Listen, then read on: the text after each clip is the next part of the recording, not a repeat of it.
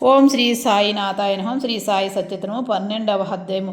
ప్రస్తావన. కాకా మహాజాని బాపు సాహెబ్ దుమాల్ నిమోకర్ భార్య నాసిక్ నివాసియాగు మూలే శాస్త్రి రామభక్తుడైన డాక్టర్. ప్రస్తావన.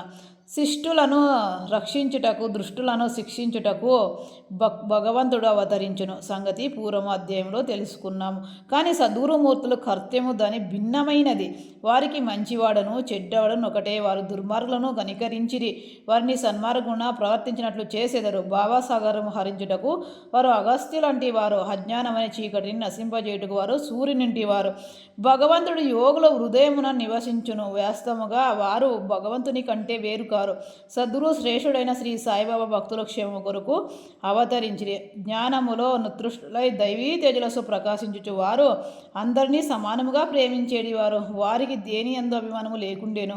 శత్రువులు, మిత్రువులు, రాజులు, ఫకీరులు అందరూ వారికి సమానమే. వారి పరాక్రమం వినుడు. భక్తుల కొరకు తమ పుణ్యం అంత్యు వ్యాయపరిచి ఎప్పుడు వారికి సహాయము చేయుటకు సిద్ధముగా నుండువారు. వారికి ఇచ్చలేనిచో భక్తుల వారి వద్దకు రాలేకుండిరి. వారి వంతురానిదే వారు బాబాను స్మరించువారు కారు. వారి ఇల్లు ఎరుగుట కూడా తటస్థితించదు. మరి అట్టి వారికి బాబా దర్శించుకొనవలెనను బుద్ధి ఎట్లు పుట్టును? కొందరు బాబాను దర్శింపవలెననుకొనిరి, కానీ బాబా మహాసమాధి చెందు లోపల వారికి అవకాశము కలగలేదు. బాబా దర్శింపవలెనను కోరికలు గల వారు అనేకలు ఉన్నారు, కానీ వారి కోరికలు నెరవేరలేదు. అట్టి వారు విశ్వాసముతో బాబా లీలలను వినినచో దర్శనము వల్ల కలుగు సంతృష్టిని పొందేదరు. కొందరు అదృష్టవశమున వారి దర్శనము చేసుకున్నాను, బాబా సన్నిధిలో ఉండాలినని అనుకొని నాను నచ్చట ఉండలేకుండిరి.